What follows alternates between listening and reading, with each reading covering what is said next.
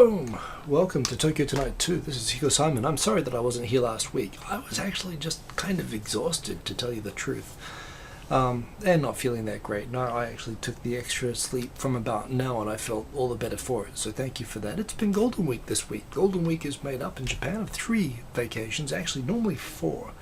I believe that there's Showa Day, which fell on a weekend this year, which meant that we actually only got 3 of the potential 4 holidays.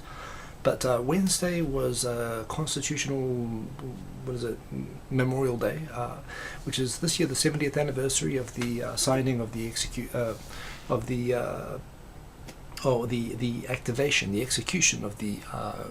Constitution, the post-war Constitution of Japan, followed by Green Day, which I think is like Arbor Day. I think it used to actually be Emperor Hirohito Day, Showa Day, but now it is called Green Day because he really liked nature. And Friday was Children's Day, which is where you usually fly like carp kites out the window if you've got a boy, which I do, but we're not allowed to do that at the moment because they're renovating the building, so we just went out. In fact, we went out quite a lot, and I walked around Tokyo quite a lot. I took lots of nice photos, and that's why I've got, that's one of the photos I took right there. That's why I've got Facebook open rather than my normal Flipboard. But how are you guys all doing? It's been a lot. I don't know, it's been nice to have, 5 days off in a row. And I've used some of the long train rides and so on going to and from locations to sort of post things like, for example, the Amazon and the Netflix that I've been watching. I've been watching a lot of series. It's not good for you to watch that stuff, but I have enjoyed it, and I've been giving my reviews of those, which have been here on Facebook for the most part, some which aren't on the air, which I'll share tonight. Various news going on with Japan and so on, of course, although maybe that still has been pretty quiet, I would say, the last few weeks, and I haven't really been that diligent about keeping up. Possibly because I've been binge watching Netflix and Amazon, which means I'm going to talk about that as well, I guess.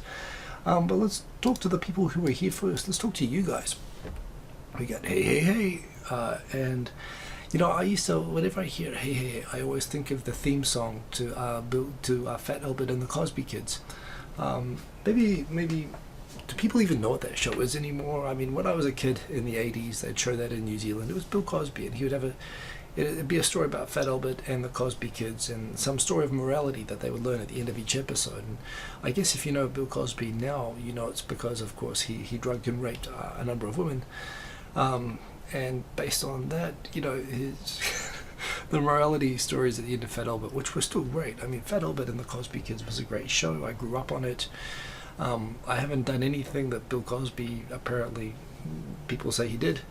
It's a shame, but I still think it was a cool song, and that's why I always think of that. So sorry about that, Nicholas Rapp. I probably ruined you agreeing, but it's good to see you, and indeed, hey, yourself. I like that as a way of saying hello. Who else we got? We got Sergeant Bilko from all the way from Sweden. The boom was there. It was a little bit late, but very good to see you, sir, as always. And also good to see fellow Tokyo Digital crew member, Mata Gaijinka. I haven't heard your new song yet. You put it up, and I know you worked on it for ages. And Mata Gaijinka, by the way, on Tokyo Digital crew on the SoundCloud site, has been pumping out some pretty, your skills have gone up a lot, and they're showing me up quite badly at the moment. So go and check out Mata Gaijinka's latest track, because I know it's awesome. But I've got to hear it myself, actually. And yeah, maybe this is going to be my next catch-up. Plus, to make some more music. I feel like I've got to be using more apps, but it's so easy to use Korg, even though they don't quite come out perfect, and I can't always get the sounds I'm trying to get out of it, but at the same time, it's just so easy to do. So yeah, there's that. But anyway, great to see you, Mata Gaijin, all the way from Canada. We got Ty Givens. Ty, I see you all over Facebook and stuff, but where are you exactly? Are you in Japan? I think you're in Japan. Well, it's good to see you, Ty. In fact, I know you're not in Japan because you were saying down the bottom here that you're in Tokyo again in October. And you hope I'm around to grab a beer. Well, I should be around in October. I mean, unless I've got a business trip or something, I'll be around, and yeah, would love to grab a beer or lunch. I mean, lunches are actually easier when you got the family stuff. But even a beer, why not? Be good to see you anyway, definitely. Hit me up. And any guys coming here, I love to meet up with people for lunch or grab a coffee or whatever. That's how I normally do it.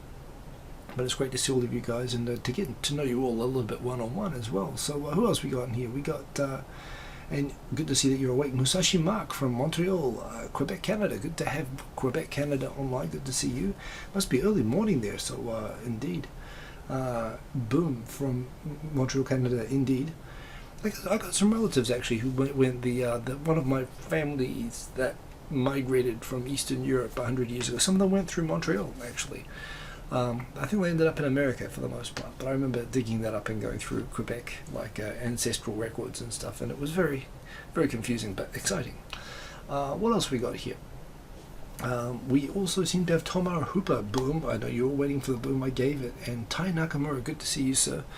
And that's right, you all know how I kick things off, don't you? It's no surprise anymore. We got Barringer. Fat Albert was huge back in the day. He was. That's why they called him Fat Albert. He was actually had an obesity problem. It was actually, he triggered off the entire 80s obesity thing. But he was a good person, and that's what counts. Don't judge. It's what's on the inside. That's why I always look at it. Ahmed Usul, good to see you. It has been a while, Ahmed, and very good to see you back. Welcome. But yes, awesome. We got Robert Old Dude. Everyone's saying hello to Ty Givens there. Who else we got here? We got Theodore Sharp, the wife. The wife is good. Good to see you. How was the life, Theodore Sharp? Good to see you. And that seems to be everyone. It's a small crowd, but I like it small. Probably. Good to see you guys. And good things come in small packages. So we're all here. Let's go through. I don't really have much of a set agenda for today, but I can talk endlessly, as you all know by now. So let's go through my Golden Week. This is Yanaka. Now Yanaka, I associated it's a suburb that's sort of around Reno. It's like very representative of Taitoku, which I must admit I associate. Hey, Charles Talk, good to see you, sir. I associate it with being kind of ghetto. Does it tell you the truth? I went for a walk from Nezu all the way to Nippori through Yanaka. It was really nice. When I was looking for an apartment, I was looking around Nezu and kind of around the edge of Taito Ward. And when you look at all the hazard maps of Tokyo, which will bring down rents and so on, Nezu is like, and actually Yanaka for the most part, is like a perfect storm of flood risk, earthquake risk, fire risk. It's like, just don't live here all over the hazard maps. And it struck me that, gee, man, that place just must be ghetto. I associate it with being the old part of Tokyo, which, I thought maybe is kind of not such great neighborhoods. I walked through it. It was beautiful. I understand why it gets the terrible hazard map ratings. It's because everything is still old and wooden and very densely put together, but the upside of that is you get lots of really cool little shops and restaurants, and it's beautiful and green. It's much more green than I was expecting, actually. It's a good reason to go around in summer or spring as it is at the moment. And ghetto by Tokyo standards. So define ghetto. Well, actually, Tokyo does, as does most of old Japan, particularly West Japan, does have actual ghettos. Although it's actually illegal now to identify where they are. Japan used to have a class system with the two lowest of the six defined legal classes in Japan through the shogunate period. Were forced to live in these specific areas. I mean, they were ghettos by the actual definition, and some of the remnants of those areas, particularly in Kyushu and Osaka, remain today known as sort of ghettos. Tokyo has neighborhoods like that as well, but they're not so well known because Tokyo is just full of new people, and the government's been very successful at eradicating the discrimination, at least in East Japan, not so much in West Japan where people just remember. But there are actual ghettos, and the only ghettos which actually exist. I don't know exactly where they are, but I know that they're vaguely around that area. But this was really lovely. I mean, maybe they are former ghetto, but I would say I'd actually live or recommend staying in these neighborhoods. They're beautiful. And let's face it, I mean, the very worst, I used to take people into Kabukicho in Tokyo, just to take them there and say, hey, you are in the most dangerous place in Japan, and which you are if you go there. But middle of the night, there's, women walk by themselves, kids go around. It's family friendly, the most dangerous place in Japan. So, it's everything's sort of relative, obviously, but historically discriminated classes of people in lower socioeconomic scale. I mean, that's what ghetto is, and these people were actually forced to live there back in the day. So those places exist. I've gotten some shit. I talk shit about Adachi just for fun. I just beat up on it because their drivers are so terrible. Seriously. If you ever see a taxi with an Adachi number plate, or even just on the highways, I mean, Adachi drivers are like the Nagoya drivers of Tokyo.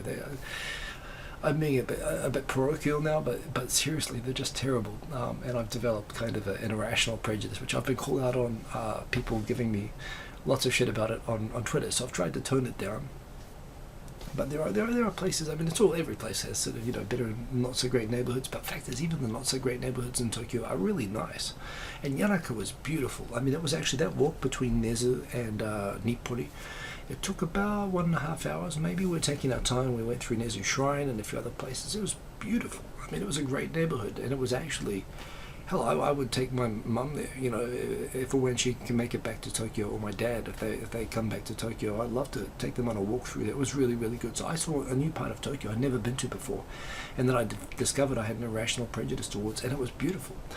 Kimmy Kim Boom, indeed, good to have you. Mr. Channel Ralph, good to have you here, and Hiko fans.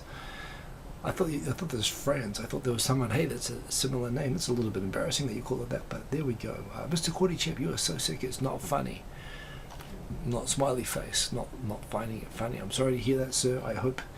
I don't know if this show has medicinal properties, unless of course you're trying to sleep. In which case, pump up the volume because medicine is on the way. I hope you get better soon, man, and take very good care of that, Mr. Cordy Chip. I never laugh in your face. What are you talking about? Yanaka is really nice. It is. I was really impressed. It was kind of weird. I mean, you could see parts of it.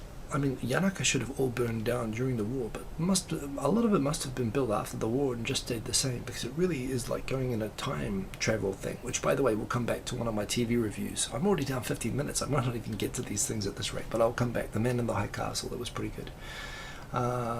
So there we go. We got Ben Duncan, good to see you, and Razel Gul, good to see you, and everybody seems to be discovering everyone, which is great. Colurio 229, good to see you. Oh, we got Andrea Moboy. Everybody's piling in. It's great to see everybody. I'm very glad that you all made it. Very good to see all you guys. Glad to see you. How's China?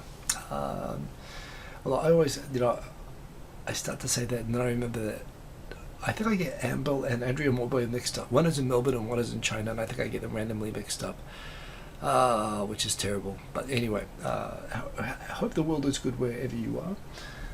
And let's get into... Oh yeah, first thing, I've got to give a huge shout out to David Elliott Jones. Big in Japan. You might recall he came on 2.5 Oyajis. He was doing a basically like a crowdfunding, like a Kickstarter.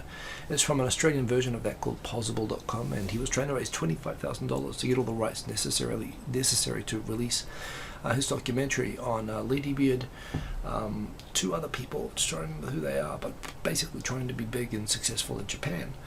And yeah, for the final edit and for getting all the rights to be able to release the movie the documentary in theaters. Made the target. I would like to take all the credit for that, but I know, of course, that I can't. But it was nice to see a lot of people got in behind and yeah, got in and supported that, which was great. They made it all the way through, so that was pretty awesome. We got Lysander 45. Good to see you. If this show has medicinal properties, you could use some. The sandstorm this week gave you a throat cold. Lysander 45, you had the sandstorm? Where are you living? I mean, I know that there was a sandstorm in China, which caused everyone to get sick in Korea, parts of China, and some of it, the sand actually made it here to Western Japan, although fortunately not Tokyo. But is that where you were? Where do you get a sandstorm? Beijing. Oh, there we go. Okay, well, it's good that you've had decent air there.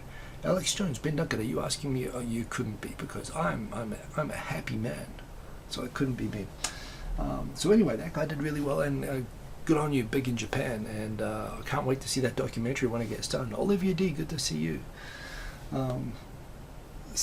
Yes, okay, so there's my message from last night. So my week this week is, first that went really well, then I went walking through Yanaka. It was a beautiful day, by the way. Right now it's really great weather all of this week. It's been like 26, 27 degrees.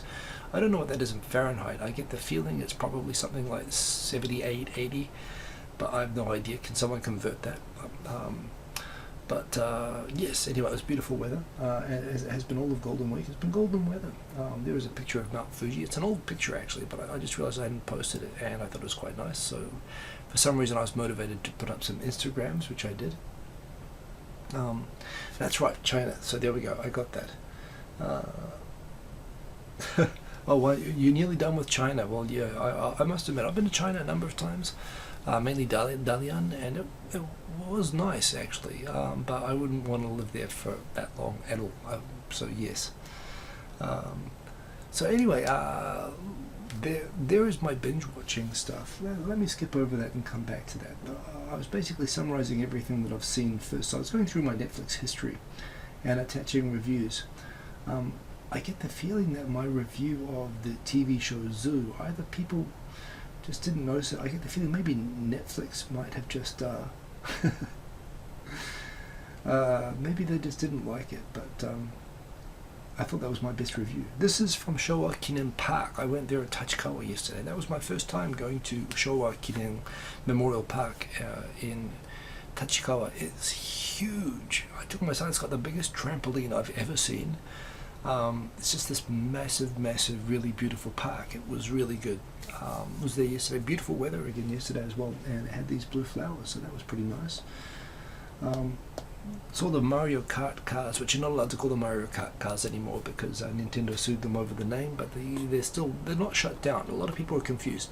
They weren't shut down by the police, and Nintendo didn't close down their operations, but they did stop them using registered Nintendo trademarks without permission, which I suppose is fair enough, although yeah, you can let it go. It looks like a lot of fun. It is something that I would quite like to do myself. So yeah, that was during sunset, and that was pretty cool. Today, got to notice, you might remember Edo Inoue. One of the naturalized Caucasian American people who became naturalized Japanese. He's got actually a full website dedicated to information on how to become Japanese yourself if you want to be one of the rare Eskimos that have done that. If you want to be one of the very small minority, he's got all the information on it, and a lot of people with information are interested in becoming Japanese or learning how to do that, and he has all the information on it, and he's actually done it. So he's got the best site on it. We've had him on 2.5 Oyajis a couple of times. I've met him a couple of times. He's a great guy. Very interesting background, a very interesting story to tell about how he became Japanese. I suppose we gave kind of the 2.5 Oyaji style introduction, but he actually got a proper biographer, interviewer guy. In fact, actually, it's a very good channel that this is on. What was the channel again? It's on this Life Where I'm From X, and this person actually does a number of pretty good interviews. I actually just found this channel and subscribed to it, and it's pretty amazing actually. 295 thumbs up and 0 thumbs down. Well, I don't know where I'm at yet on this show, but I normally get about 20, 30 if I'm doing pretty well with the down thumbs. So it's pretty good. It's a long video. There's a 10-minute version of it and a 1-hour version of it. But if you're interested in finding out the story of a person who became Japanese and isn't Debido Arudo, which I know that we're all looking for an example like that, here he is. He's Edo Inoue. He's not a psychopath. He's actually quite a smart, likable guy, and there's a good video there. So you should go and watch that. I highly recommend that. This is Meguro. We had some beautiful sunsets. The sunsets in Tokyo in summer are spectacular, and that's why you see that. Yes, and the Sergeant Bilko, the Man in the High Tower, I had never read the book, but I saw the series 1 and 2, and I very much liked it. In fact, that is pretty much what I want to talk about. I actually typed out a really, really long review of it that I was about to post on my mobile phone, and then my phone just randomly refreshed, and I lost the entire post. So I felt like I have to save it all up and share my feelings about that series in person, which is actually the goal of the show tonight, but I'm nearly halfway through and I'm still doing introductions. What can I do? Kimmy Kim Kim says that it's interesting, so they have to do that. Just before the show, I was watching the final episodes of season 2 of Fear the Walking Dead, which I watched because of Cliff Curtis, who's a legendary Kiwi. He played Pablo Escobar in Traffic or something, and he also played Smiley on Training Day. He plays like random Mexican and South American drug dealers, even though he's a Maori New Zealander. And he's a legend, and that's pretty much why I started watching it. I found Fear of the Walking Dead not that great. I don't like generally the zombie genre movies, but I figured I'd just watch this one all the way through, and it did get pretty good towards the end of it. Charles Talk, he got any more plans to do business in Japan videos with Rochelle Kopp, it's Rochelle actually, Rochelle Kopp in the near, it's not Knop, it's Kopp, in the near future. The answer is actually yes, and I actually still have a bunch of videos I haven't posted. Life has just gotten too busy, so there are more videos, and I am actually planning to do some more videos with her on one of her next visits to Japan. I've changed jobs in between. I've had a lot going on in my own life, which is sort of why I put these in the back burner a little bit, but they are there and they will be coming back. Ko Hoshino, good evening to you, sir. Very good to have you along. So yes, there are more in the can and there's more on the way. In fact, actually it might be good to do a live show with Rochelle, which I've done before. Yeah. And that's interesting. Ahmed says that you prefer Fear of the Walking Dead over the original series. Well, I never watched the original series, so I don't have the competition. I do like the premise of it being about the original outbreak and the original dealing with it rather than just being dropped in the middle of it. Andrea Mulboy, Persona Kevin's moving to China in the next few months. Yeah, I heard about that. I haven't actually caught up with him or checked his channel talking about it, but I did see the stories talking about it on Facebook. That's a hell of a decision. I mean, I kind of get it for him. And he came from Korea to Japan. He's got a Japanese wife, and I think he's got probably a good setup with his family and everything, but he's always been much more the traveler, so good for him. But there again, it's going to be a big challenge for him. Giancarlo Sands is a question. What are the laws on flying drones and recording from high places in Japan, specifically Tokyo? That's a good question. I can't tell you the exact laws. I'm not an expert on the subject matter, but I know it was a big news subject when they started having all of these drones flying everywhere and crashing everywhere. And basically all of the local government started putting out ordinances banning them from flight. I know, so basically it varies from place to place. You probably got to look online for the specific rules. They are there. It's pretty hard to fly anywhere in Tokyo now, from what I understand. There was a brief time when people kind of went crazy doing it. Attacking Parliament with radioactive material in one of the cases wasn't good for the publicity of drones, unfortunately. There are a lot of people on YouTube who make videos in the countryside of flying these drones, so I know that it sort of exists, but I don't know exactly how it works with that. It's a good question. You should look it up, but I know it's pretty strict and it's definitely not free, so you definitely should look it up because you can get into trouble with the police here. Not good. You don't want to do that. This is one of those things that you see on Facebook that you just don't you expect to flip over, but I clicked on it and it was actually really good. It's Uptown Funk with like 72 different movie clips of people dancing, just for the Ewoks. Spoiler, there are Ewoks in it. Just for that, it's worth it, so you should go watch it. And here we are with the show. So what should we do here? Shall I go news or shall I go Netflix and Amazon reviews? It's up to you. Maybe what I'll do is I'll talk about The Man in the High Castle first, because that was really interesting and it's Japan related, and it's very interesting for me to watch that, given in a way that I've become the person from the obviously I've got a very specific perspective on this as a Caucasian who's become naturalized and become a pawn, as they called it, in a derogatory sense in the TV series. I don't know the book, by the way, so I don't know if that's the same as the book or not. But would you like to hear my normal tweet-based Japan news stuff, or do you want to hear about my reviews first? Ahmed says news first. Well, that's fair enough. By the way, Michael Gillen-Pecker, good to see you. And Chillin Kansai, the YouTuber, talked to him about drones. That's some good advice. And Chillin Kansai is also an excellent video maker, has to be said.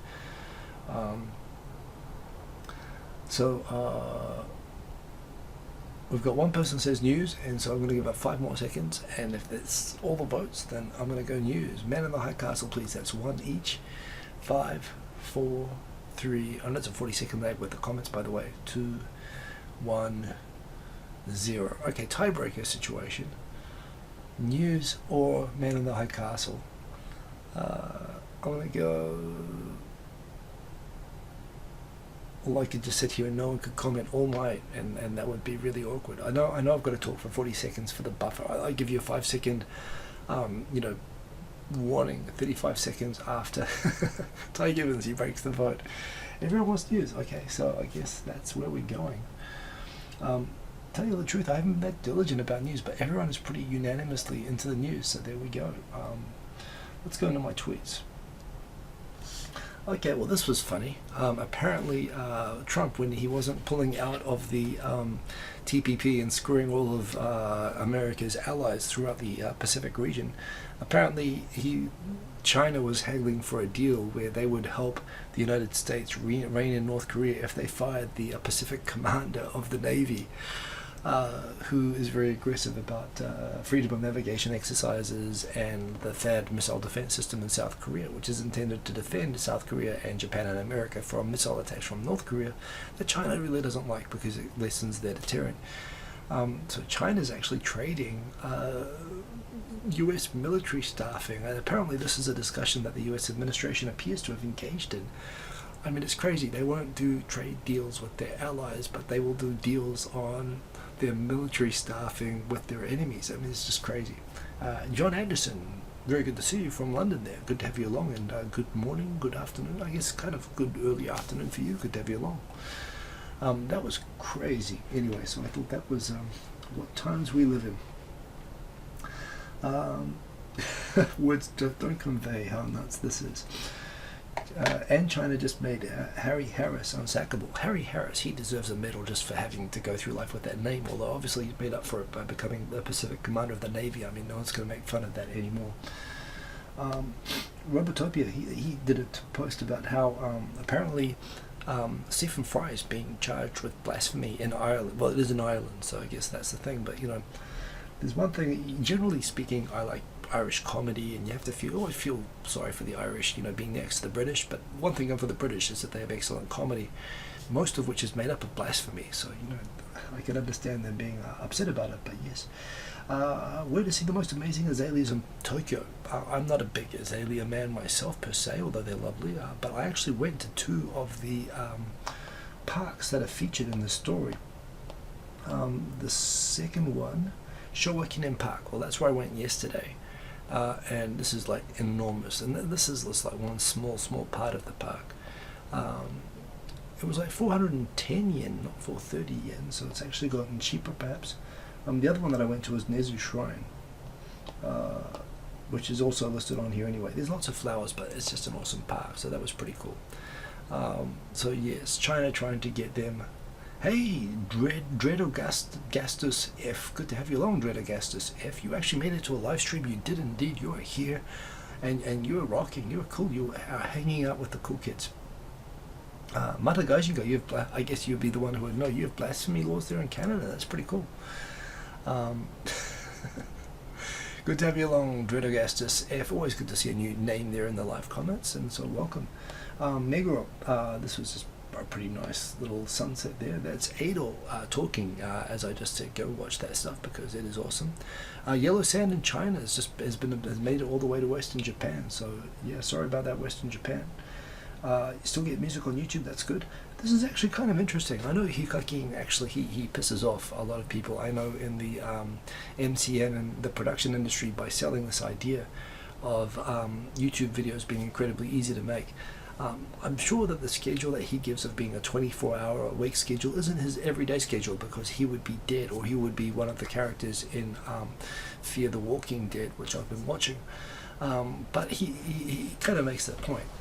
I know people who make a living off YouTube, which, by the way, I've been hearing about how much the ad boycott backlash is affecting people's revenues. If you're living off YouTube, I know people have gone from like $1,000 a month to $100 a month. Thank heavens, I don't even check. I don't think I really make. In fact, hell, I probably pay more for the privilege of being on than I get back from this. But I know it's been tough for the people who take this seriously. Regino, good to see you. I know that for the people that take it seriously, it's been tough. But one person who's probably going to survive it is this guy Hikakin, and it's a grueling schedule. So YouTubers don't mamas don't let your babies grow up to be YouTubers. I'm pretty sure that's what they would be singing now. Yeah, and that's a country music reference based on growing up in a redneck family. You'd be surprised. It's actually, we have country music in New Zealand. We've got that guy Keith Urban, and New Zealand, not that, although the Australians can take him. So yes, just random stuff. Talking to yourself makes you smarter, not crazy. Check it out. See, you know why I posted this. Although I do appreciate you're making me feel like I'm not talking to myself. But here's the scary thing. I was doing this before YouTube. This must make me insanely smart. I must be really smart, because I do this a lot. I swear a lot to myself as well, which I realize can be a problem. Hikakin TV every day, Kimmy Kimpian, you're into it. Yeah, we got everyone here, all the cool kids. Vice, I don't really give a shit. How to see Tokyo for 140 yen. You've got to check out Tokyo Cheapo blog. It's a good blog. You should go see it. Which convenience stores serve the best coffee? They compared Family Mart, Lawson, and 7-Eleven. Spoiler, it was 7-Eleven. No surprise. 7-Eleven is just better. I have Family Marts all around me, like work and living and so on. So I've got a lot of Family Mart in my life, and they're not that bad. Actually, Lawson isn't that bad either. But 7-Eleven is just better. Hey, Charles Singer, good to have you along. Cowboy YouTubers would definitely be the one. I'm pretty sure that, you know, I think I've got a cowboy hat. I could go put my cowboy hat on if you'd like. Would you like me to do that? If you'd like me to put my cowboy hat on, please put it in the comments, and I will do it, because I'll do anything for attention, basically. And I want to prove that Kiwi Rednecks exists. 44 Sarah HK, good to have you along. Welcome to the live chat. Please ask me anything. No more background music tracks. You enjoyed that before. I'm just laziness, pretty much. I think I can actually play background music on this. Shall I do that? Ooh. I move it. I get the feeling if I do this, it's going to make too much noise. Let me try it. I know 50% of people get extremely annoyed when I do this. Tough. People ask for background music, I'm going to do that. So where is my stuff? In fact, maybe we can play that Matagaijin track. Oh, there it is. Dreamworld Part 2, The Far Horizon Trance. Let's put it on. Only problem here is that I can't hear it.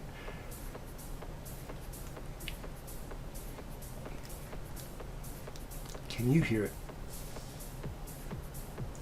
Let me just check. I'm checking the bars.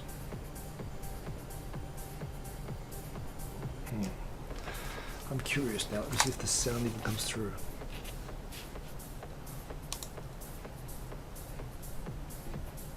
It's there. It's a bit quiet. But anyway, this is Matagaijin's latest track.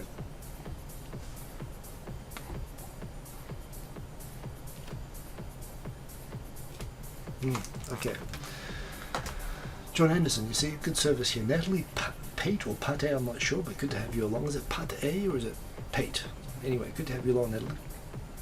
That will play in the background, so I'm going to leave that in the background as we go back to the news. Boom. It's definitely, it's definitely 7-Eleven. Apparently right now there's actually a red tide happening in Kanagawa. The upside of a red tide, apart from all the fish dying and it just being terrible for the environment, is apparently there are bioluminescent things there at the moment, which are making the sea sparkle blue at night, which apparently is quite nice. I've never actually seen that for myself. It shows up better with photos and so on. Just an interesting story about Akie Abe. Yeah, she's an interesting character. You don't see much of her in the news. She's been caught up in a scandal lately. This is just kind of freaky that they found that salamander cells actually have algae cells like mixed together. It's kind of crazy stuff. What else we got here? Well, this is interesting. I've tried a couple of times to set up Twitch streams and I've never been successful. I'm just done it more for the curiosity. It is all games over there, but I must admit I'm just curious to set up a stream on there just to see what it's like. If I did that, would you watch over there? I'm kind of interested just to compare the features, like the comment tracking and stuff like that. There again, it's pretty comfortable. I mean, I've got a good audience here and everything. I've got no particular need to go over there. I'm just sort of curious to see what it's like. I want Twitch to be good because I want it to push and motivate YouTube as a platform to have better features for us. By the way, this is Matagaijin's track, so I hope you enjoy it in the background there. Which this is about. I love dark mode, so I've got to figure out how to set this up. You can now do this without having to do a crazy cookie hack. You can actually just do it with the standard background stuff, so that is good. Mario Kart, there we go. Brutal evening traffic. Put that on Instagram because I thought it was cool. Cassini's doing like, what is it, how many, like 25 loops or whatever before it crashes into sand, and it's taking some pretty cool pictures, and it's recording the sounds of going through the rings, which are pretty cool. Andrea, take care, have a good night. Boom. Mr. Cordy Chap, don't worry, I won't unless you ask really nicely. Apparently this island that Japan's submitting for World Heritage, women are not allowed on it. I'm guessing it's one of those crazy Shinto religious things, but it is interesting.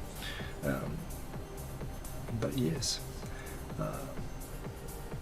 That's interesting. So Kim, you heard that Twitch treats their creators better. Do they? And how? I mean, I'm curious about that. Do they better like support or service, or do they pay better, or is it just the fans are better? How is it even better? I wonder. But yeah. This was in Shoakin Coin. These little blue flowers. I don't know what they're called, but they look very nice, and so I took a picture. YouTube Red is getting into producing TV, which is kind of interesting that they are doing it. I think it is the right way to go. I'm not threatened by it at all as a creator. I don't think creators should be. But it is interesting. YouTube feels like it's getting left behind sort of Netflix and Amazon, which have really gone all in on paid for, produced content.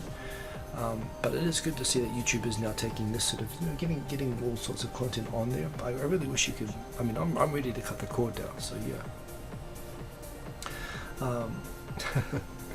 More stuff about Twitch. I'm curious about it. I think I'm going to definitely try to set up an experimental stream there at some point. So apparently North Korea thinks the CIA hired a lumberjack to assassinate Kim Jong-un with nano weapons, which is the way that I think the CIA would most likely do it if or when they went about this stuff. Don't know if that's actually how it happened, but there we go. The best true wireless headphones, they include these, which by the way I love to have just one of these in. Makes me feel like I'm on Star Trek. Oh, and that way I can hear the music that was playing, which is now back here. If the music is too loud, by the way, let me know, but I think the levels should be okay based on the setting that I had. Still Mata Gaijinka, I believe.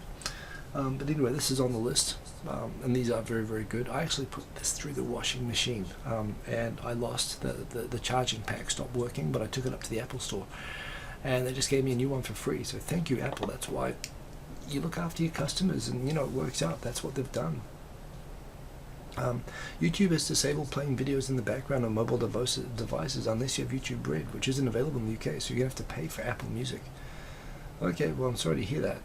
That's a shame. Apparently most Americans have abandoned their landlines, and I guess why not, but it is interesting. Apparently this was an interesting read, because apparently they found that people who have landlines are more insurable because they take less risk. For example, apparently where was there some sort of stat here which was kind of mind-blowing, that they're more risk-taking. People who don't have landlines are more likely to have venereal diseases, apparently, STDs.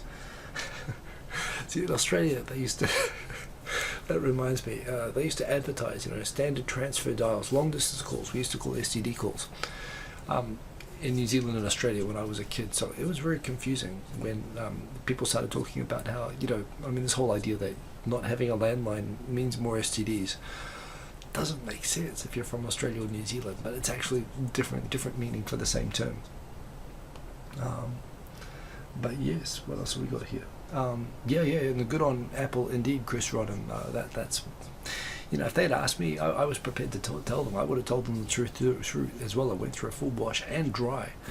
And the headphones, these still worked. It was just the charger that was gone. I was ready to go and buy a new one, and they just, no questions asked, swapped it out. I only bought it 2 months ago, so yeah, good on Apple. Thank you for that. Okay, so Charles Singer, well, that's interesting. Larger channels becomes lots of trolls, but smaller ones are cool. I guess that makes sense. I guess it's probably the same indeed. So what else we got? Sneaker Culture live show. That sounds kind of interesting. It's interesting to hear that they're coming out there. Vimeo never did this, right? They never came out to sort of challenge YouTube. So that is interesting. Guys, people who love to live in the countryside, can TPP go ahead without America? Well, it's going to have to, because America is not going to be in it, which is just an incredible waste for America, if you ask me. Probably the downside for me is that it means that Japan, if they're going to be the central country, they're going to be even more protective of their agricultural stuff, which means even less chance of avoiding the butter and potato shortages that we're going through currently in Japan. Did I mention there are potato shortages right now? They had too much rain in Hokkaido last year and it ruined the potato crop. And the problem is, of course, because Japan decides to have a Stalinist agricultural system that does not freely allow imports from all the countries that would send Japan all the potatoes it ever wants. That means that we have to go through a 17th century Irish food cycle where apparently they just can't make enough potato chips at the moment because there are not enough potatoes in Japan, which just adds on to the butter shortages as well. Oh, and yet it's not going to get any better with the TPP, which is what all of this is supposed to fix, because America's not in it. Not that America really did very good for us either in terms of free trade, but at least they would have put some pressure on Japan to liberalize that. However, they are probably going to renegotiate that again, and hopefully New Zealand, Australia, Canada, Chile are all going to put pressure on Japan to actually not have food shortages anymore. Potatoes and butter, yes, that's right. You cannot have buttered potato anymore. You can't have those foiled potatoes. It's tragic. I did not know this. Apparently you could still smoke on the bullet trains, or some bullet trains somewhere, but they've just finished wrapping up the final bullet trains. You can no longer smoke on any bullet trains in Japan. So, good on you, Japan. 30 years too late. I do remember coming to Japan in 1990 and just suffocating all through the bullet train, because that was just, it was like a smoking room. It was terrible. But yes, Mother Gaijinka, you're against the TPP as are most Canadians. It's because you're a liberal hippie. That's why. Don't worry. It's okay. I'm for it because, well, New Zealand basically founded the base free trade treaty behind it. And, New Zealand, we rely on free trade because, we're a small country. We need to export stuff to grow our country. Canada's a big country. You don't need to export anything. And if you do, you've got enough money, I guess, to subsidize everything. But in New Zealand, our country went bankrupt subsidizing our farmers and everywhere. And we used to make cars in New Zealand, which is crazy. The cars were shitty and they were overpriced, and that resulted in us having fewer cars. So, we went through a terrible, pretty rough economic experiment in the 1980s, but it was based on our socialist economy just collapsing. And as a result, we're very pro-free trade. But, Mata Gaijinka, I'm trolling you, but I'm not crazy about the IP aspects of the TPP, but again, that was based on trying to get the whole TPP region to come into line with US intellectual property standards, which, yay, we don't have to do anymore because Disneyland can't dictate the copyright laws of the entire TPP region anymore, which I really hope they will put out of the equation when they restart the treaty talks again, because the US intellectual property law is basically corrupt, if you ask me, and it's non-functional. And that would have been the part about it that I would have been the most against. So, yeah, if we get rid of the US intellectual property protections, which is just out of control, then especially, I think it could be a pretty good treaty. That's what I hope it will be, but we'll see. Yes, this strikes me as being a good idea and a bad idea at the same time. There's a Tokyo bike rental sake merchant. I guess if you do it in the right order, it's pretty good. If you do it in the wrong order, you could get into a lot of trouble. It is illegal to drink and bicycle in Japan. Worth remembering. Talking about different parts of Tokyo there. Next up, there's a new there's a new YouTube next up for Japan starting. Information about how to apply and get basically promoted by YouTube, plugged and funded and all that. Kira Ashley, she's up to 1,500 subs. Well done her. Chris Broad, Patreon thing, how I learned Japanese. 2 years, 27-minute long video by Chris Broad, but it's probably worth watching because, yeah, he can make videos any length and they would be interesting. Being an Asian male foreigner in Japan, which is an interview apparently with Kenji Kanai, which should be pretty good. This is just a nice picture. There we go. YouTube is growing. The number of channels with 1 million subscribers has grown 75% since last year. New resources from tofugu.com on for learning Japanese, an updated list. Credit to those guys. They really keep it up to date. Ty Givens, you can get in trouble for that stuff. You can, but don't worry about it.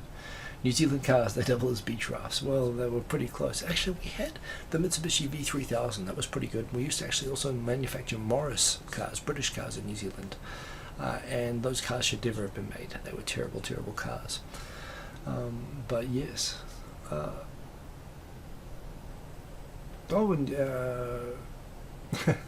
Matagaijinka, you're against NAFTA as well. Well, there you go. You're a Ross Perot fan, I guess. What can I say?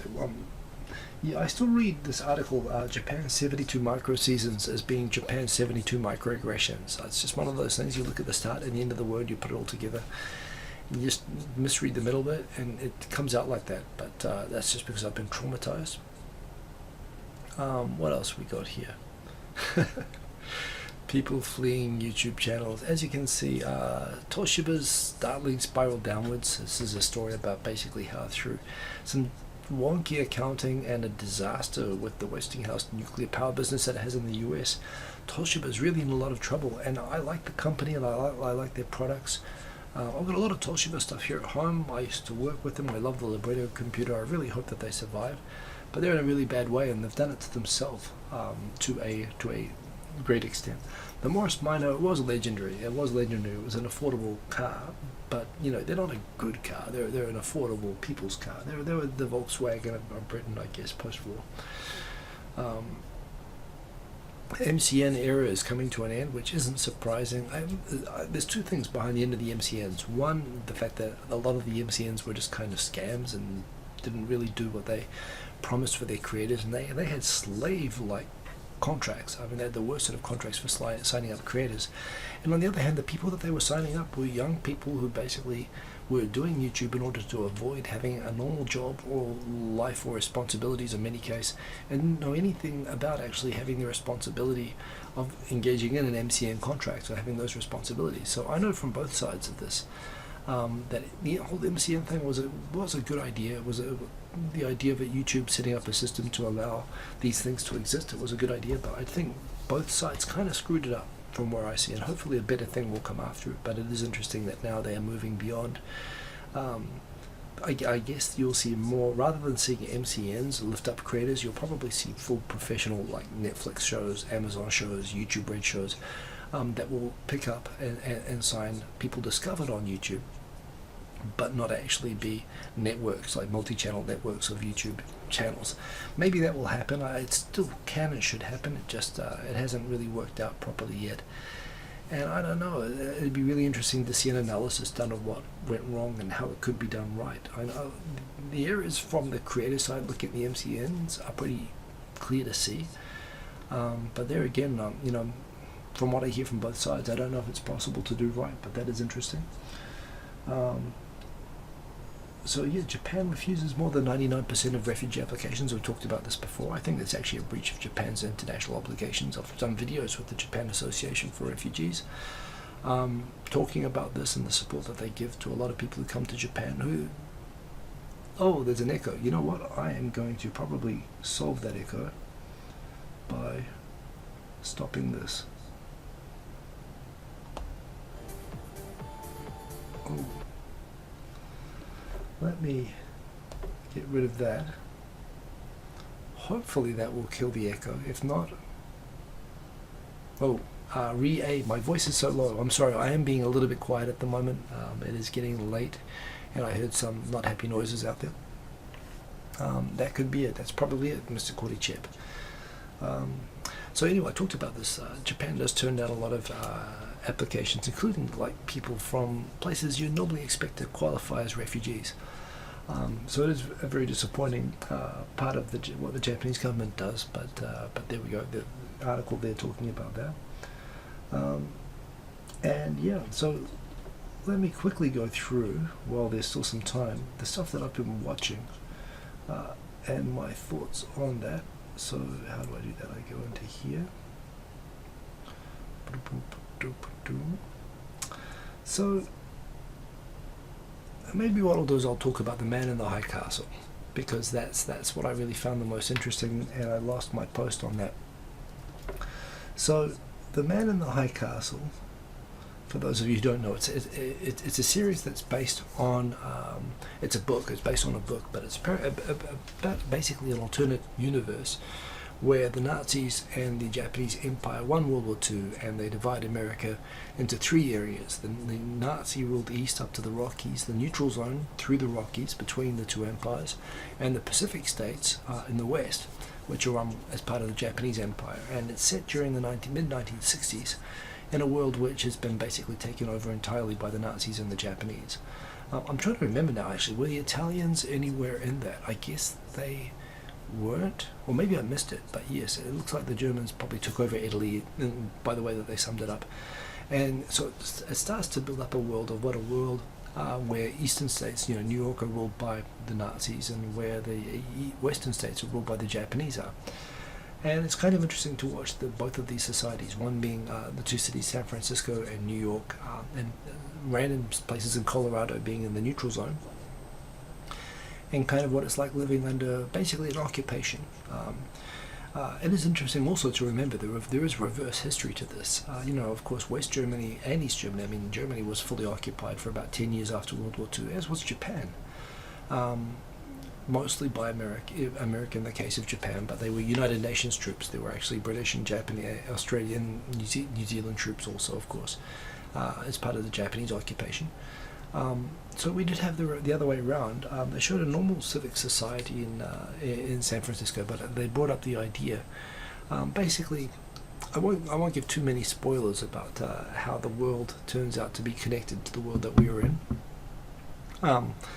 But in terms of how, it's interesting to me how the societies are built up in a lot of details, and the characters are built up over a lot of time and in a very deep way. This is a TV series on Amazon called The Man in the High Castle.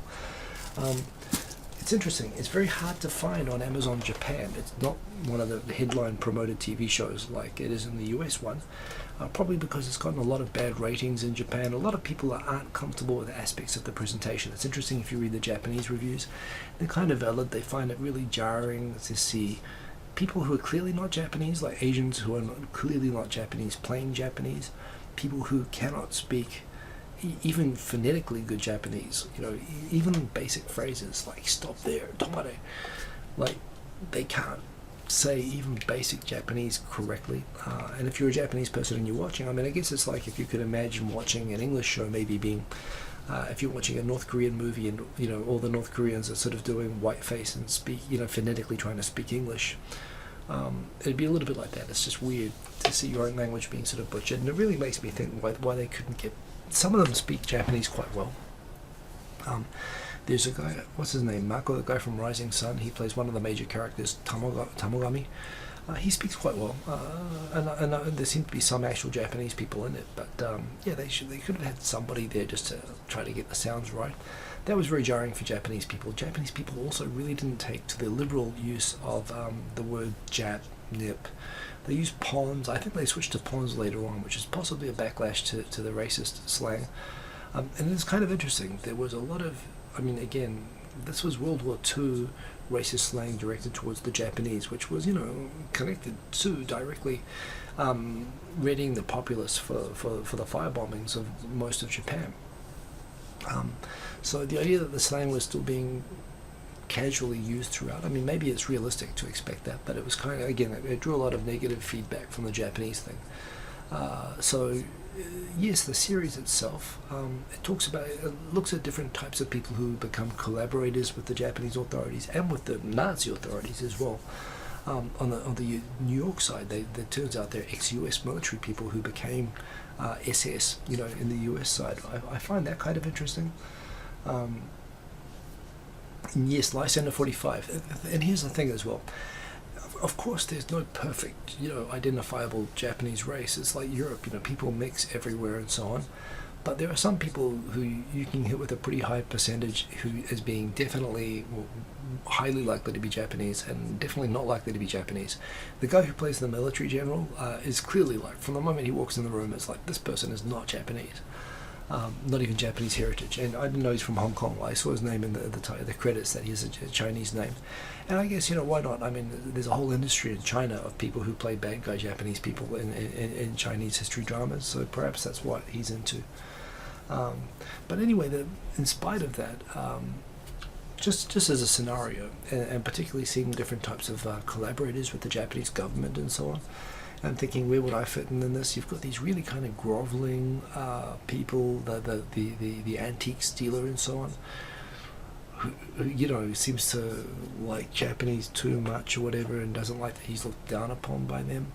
But I don't know, it's kind of like at the same time, one thing I also thought was kind of interesting was I did find myself Wikipediaing because on the East Coast they were like naming airports and stuff after US Nazi Party members who I didn't know that Lincoln Rockwell was the name of an American Nazi. I Wikipedia'd it. So it was like, what are they naming the school after or the airport after? And you actually find, okay, they're doing all these references. But they do things like, they do some subtle digs. I loved it when they went to the school, the Nazi-run school in America, and they were talking about how many slaves did George Washington and Thomas Jefferson had, and geez, you idiot, everyone knows Washington had 300 and Jefferson had 600 slaves. It's kind of funny, I didn't know, I knew that they had slaves, although it's something that, obviously doesn't get talked about very much, and you can sort of see how they're kind of teaching this kind of history to sort of undermine. They had to go through the history. The citizenship test for the East Coast required knowledge of the multiple exterminations that took place in America, which included the one by the Nazis in this timeline, but they put it in the context of multiple exterminations, including starting with the ones of the indigenous Americans that they have to remember, which I think is actually, you hate to be endorsing of the Nazi education system in fictional, America, but at the same time, these are things that people should actually be more aware of. So I found that kind of interesting. So overall, I found the way that the characters developed, the story developed, the world developed to be really, really deep and interesting and compelling. Although at the same time, I kind of thought, where would I fit in all of this, and would it really be like this? Because being in Japan, I am familiar with, at least with the way that people in Japan saw the empire that they were trying to create, and the ideology behind it, which was very different to the ideology of the Nazi empire, by the way, as well. The Japanese, rightly or wrongly, saw themselves as being a liberation movement of trying to liberate the world from Caucasians, which also makes the idea of occupation of Australia or America, for example, to be very interesting. And Japan did occupy Papua New Guinea, by the way. So there is that, but at the same time, the other thing which was kind of disappointing was that there wasn't much reference to Europe or to Asia, the outside world, which I think there could be. They are making a third season, so I'm going to be very interested to watch. I thought the way that they put it all together and the characters and so on that they had was fantastic. That's why I'd still give it 5 stars, although, I found there were aspects of it. It's like, oh, you could have just done this so much better, or you could have actually integrated a little bit more knowledge and not done it all quite from the perspective, which I guess is hard to avoid, that I had myself growing up, of being, oh, this is how you look at the most evil aspects of both empires and you imagine an occupied country, and that's what's compelling about it. But it's kind of it was very interesting to watch. I really did enjoy the Man in the High Castle. I also enjoyed on Netflix Get Down. That was like really awesome. Apparently that cost like $150 million to make. Which I hope was spent on music rights to the creators of the music, because I know a lot of the people who made the music, the hip-hop music, the original hip-hop music that series is about, never really got properly paid, which is a shame. But yes, anyway, that was sort of my review anyway of The Man in the High Castle. And it makes me think, where would I fit in all of this? Because I guess I've lived in Japan, I've become a permanent resident here. The assumptions that Japanese are just terribly racist and look down on white people and stuff like that were carried through. I think that's it's always been more in our imaginations, and it's been something that's been real in Japan. I know that there was a lot of racist propaganda in Japan against white people during World War II, and hell, we were probably 10 times worse back. We did put, them in concentration camps. But at the same time, and we had laws before World War II that restricted immigration and basically the legal rights of Asian people coming into New Zealand, Australia, and the west coast of the US as well. So we had probably much deeper. We like to think that we were the non-prejudiced ones and they were the prejudiced sort of barbaric ones, but I think we were always more prejudiced against them than they were against us. Although no question, the whole thing was done both ways. The Sergeant Bunko, I did sign up for the Dead Mouse workshop, although I have not really progressed very well through the videos, so I should do that. Chris Rodham started watching the Get Down after I recommended it, but only seen the episodes for part 1 yourself, but so far really liking it. It was really, really good. It gets a little, the end of the second season gets a little bit, slight spoiler, it kind of builds up into a very subtle, multiple area diss of the Sugar Hill Gang Rappers Delight, which is the first ever commercially successful hip-hop track of all time, but it wasn't connected at all to the hip-hop movement. And it kind of shows the kind of resentment. I mean, for a start, they actually directly stole and plagiarized the legitimate hip-hop movement in order to make that track, and they did a few other things that people didn't like, which they show in this. But at the same time, you know, that track enabled the entire commercialization of hip-hop to happen. So it's kind of like, I feel like they went a little bit over the top on that, but yeah, it's a great series. I really did enjoy it. And if you've seen the Australian movie Strictly Ballroom, I think that's the way that you should be. It's like a Strictly Ballroom version of the history of hip-hop. It's really, really good. We are out of time. It's been an hour, but yes, I will do a review on Tokyo Digital Cross. It's progressed a bit on the Deadmau5 workshop, because I should do that. It has now been 59 minutes and 43 seconds. I'm going to wrap it up. I'm going to keep it under an hour. I'm going to wrap up in the next 10 seconds. Thank you all for joining. Hope you all enjoyed this. I'll be back next week. We will do another 2.5 Oyajis soon as well. Hope you're all well. Have a good weekend, and peace. I may be off on the prejudice bit. Hope Tokyo. Well, yeah, maybe I am. Maybe I've got a... In World War II, certainly yes, there was a lot of anti-white prejudice that was definitely there. But there again, I mean, Japan was a really interesting and very different place then. So yes, indeed. Okay, I'm going to say goodnight. And by the way, the prejudice against the Chinese and so on was real, and it was horrible, and it was genocidal, and they did some really bad shit. And I'm not denying that for a second, by the way. So anyway, gotta go, and good night. See you all. Keep cool till after school. Kakitano. See you next week. Peace.